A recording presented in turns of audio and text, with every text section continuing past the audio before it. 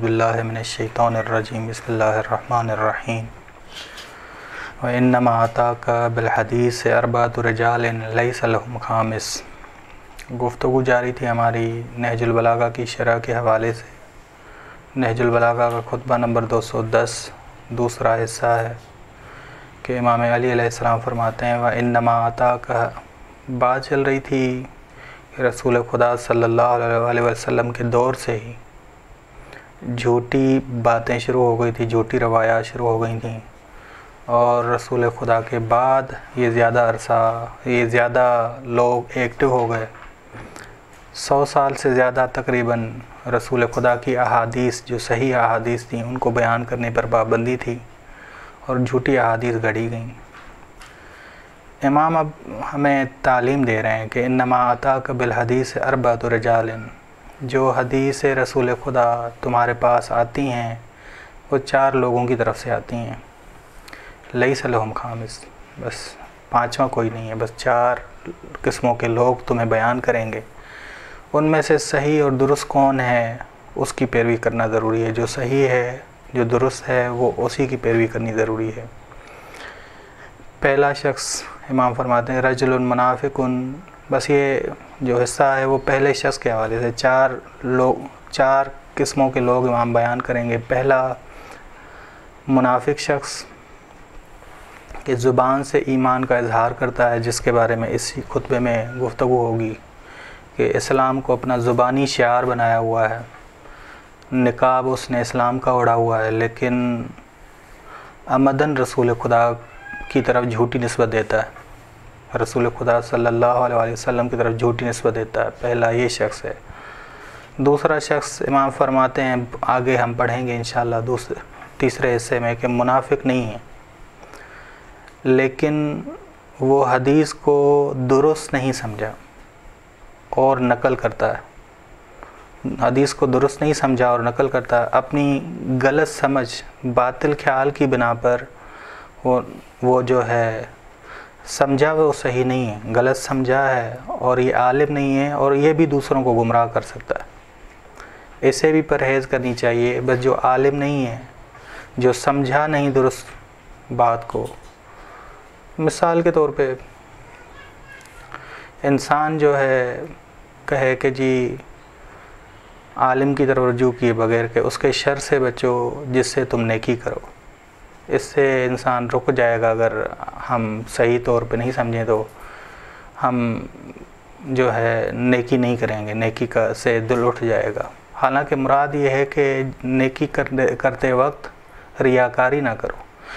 جب تم نیکی کر رہے ہو تو اس نیکی کو شر نہ بناؤ، نیکی کو شر نہ بناؤ۔ پہلے اس حدیث کو یا اس روایت کو سمجھنا لازمی، اس کے بعد آگے منتقل کرنا لازمی ہے۔ یہ اصول ہمیں دھیان میں رکھنا چاہیے۔ بس پہلے حدیث ہم نے نہیں سمجھی تو دوسروں کو ہم گمراہ کر سکتے ہیں۔ دوسرا شخص یہ ہے۔ تیسرا شخص وہ شخص ہے جو حدیث رسول خدا کو نقل کرتا ہے،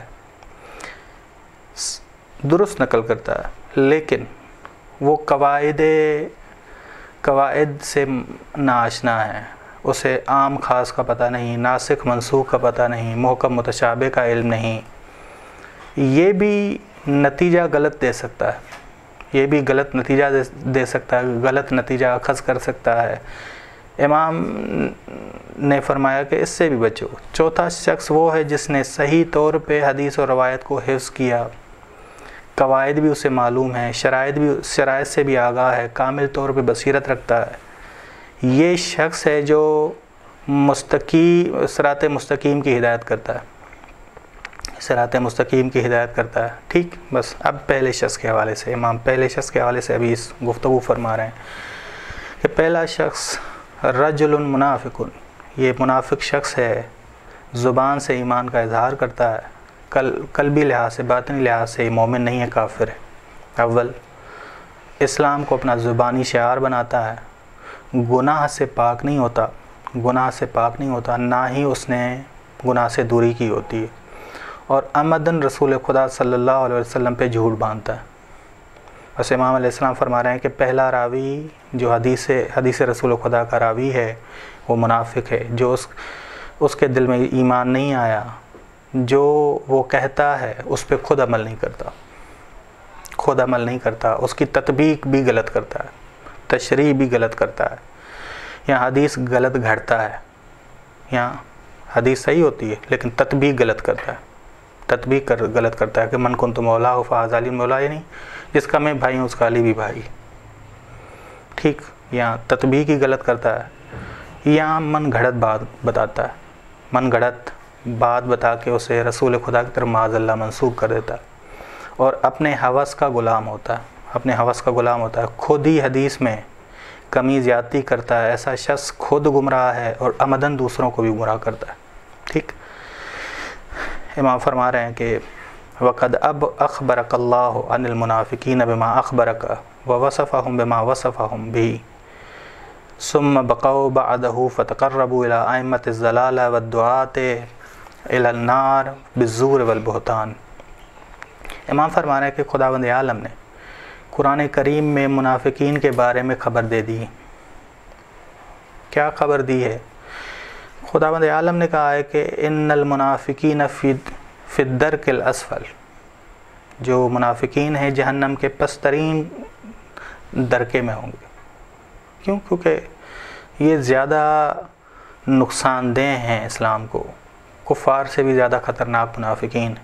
بس منافقین جو اہم نقصان دیا دین اسلام کو وہ یہ ہے کہ غلط احادیث کو، یعنی رسول خدا کی طرف غلط باتوں کو منسوب کر کے اور اسے جو ہے معاشرے میں پھیلایا، ایسی باتیں کہ جو بصرے کے پیاز کھائے گا جنت اس پہ واجب ہو جائے گی، رسول خدا نے فرمایا معاذ اللہ۔ ایسی باتیں مشہور کی گئیں، ایسی باتیں کی گئیں کہ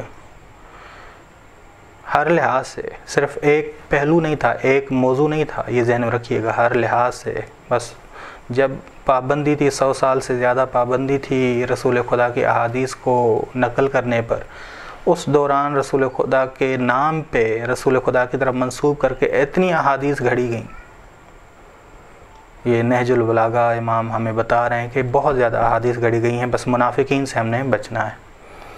بس قرآن نے خبر دی ہے کہ منافقین پسترین درکے میں ہوں گے جہنم کے۔ اول امام فرماتے ہیں کہ صفات بھی بیان کی ہیں قرآن کریم نے کہ جو منافقین ہیں وہ ڈرپوک ہیں، منافقین جھوٹے ہیں، ان المنافقین لکاذبون، منافقین جھوٹے ہیں، منافقین کسی کا ساتھ نہیں دیتے، نہ کفار کا ساتھ دیتے نہ مسلمان کا ساتھ دیتے ہیں، ٹھیک۔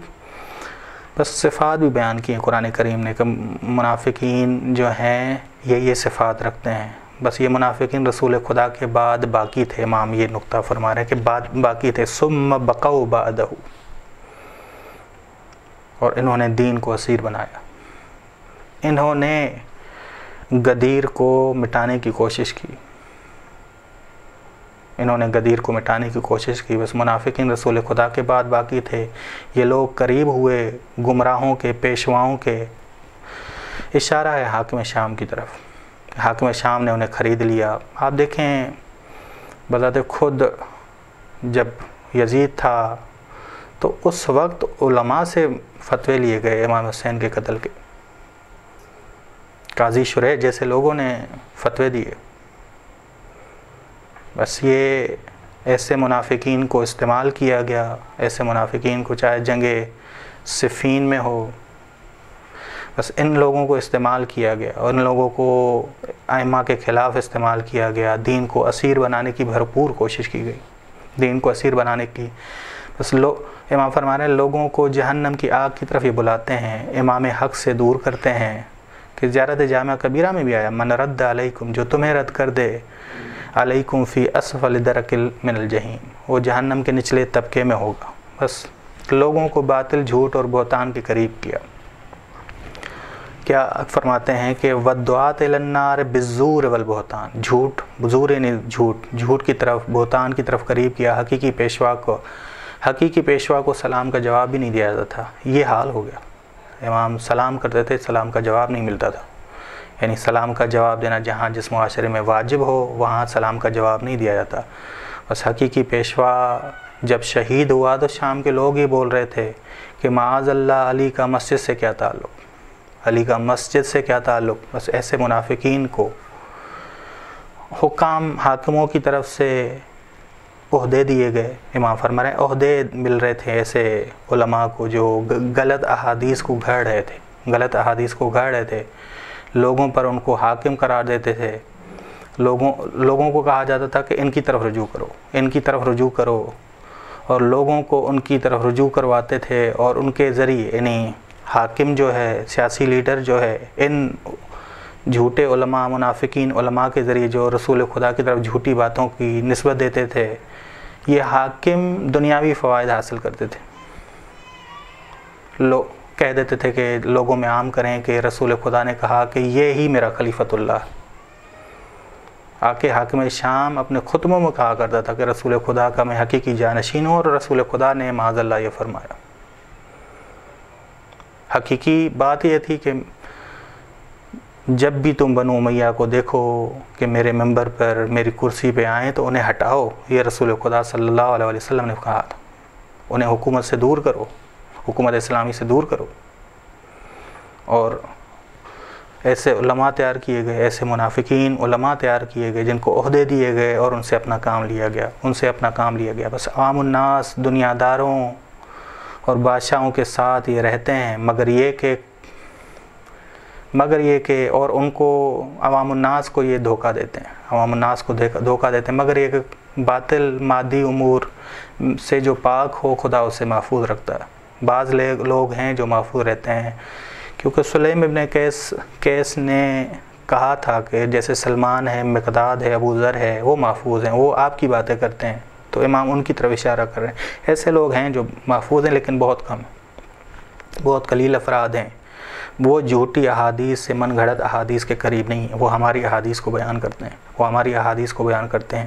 ٹھیک, بس یہ پہلا شخص بتایا کہ پہلا شخص منافق شخص ہے, ظاہراً ایمان کا اظہار کرتا ہے, اسلام کو اپنا زبانی شعار بناتا ہے, گناہ سے پاک نہیں ہوتا, اور عمدن رسول خدا کی طرف جھوٹ کی نسبت دیتا ہے. یا حدیث غلط بیان کرتا ہے, صحیح بیان کرتا ہے, لیکن حدیث صحیح بیان کر کے اس میں جو تشریح کرتا ہے وہ غلط تشریح کرتا ہے. بس خداوند عالم ہمیں ایسے گروہ سے, یہ جو 3 گروہ ہم امام نے بیان کیے ہیں, ان سے ہم بچیں, چوتھے گروہ میں شامل ہوں. صلی اللہ علیہ محمد و اہل بیتہ الطیبین الطاہرین.